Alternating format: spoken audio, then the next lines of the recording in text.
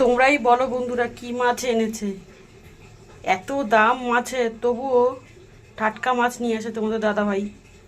এই ছোট ছোট মাছ খেতে দারুণ সুস্বাদু হয়।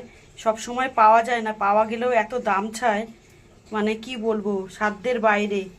আমরা মধ্যবিত্ত তো, তাই সব কিছু খেতে পারি না, কিন্তু ইচ্ছা আছে সব, আর জানি রান্না করতে সব কিছু। তোমরা এই কমেন্ট করে জানিও এটা কি মাছ। ঠিক আছে, আমি তোমাদের ওপরে ছেড়ে দিলাম। না পারলে আমি কিন্তু বলে দেবো, এটা কিন্তু একদম দেশি মাছ। ঠিক আছে, ভীষণ স্বাদ এই মাছের, যা দিয়ে করো না কেন, ঝোল ঝাল। ঠিক আছে, আর কি কি দিয়ে করলে ভালো হবে সেটাও আমাকে কমেন্ট করে জানালে ভালো হবে। তোমাদের দাদাভাই আজকে চোখে পড়েছে, নিয়ে চলে এসছে এইসব মাছ, কাঁকড়া, শঙ্কর মাছ, এসব খেতে আমরা খুব ভালোবাসি।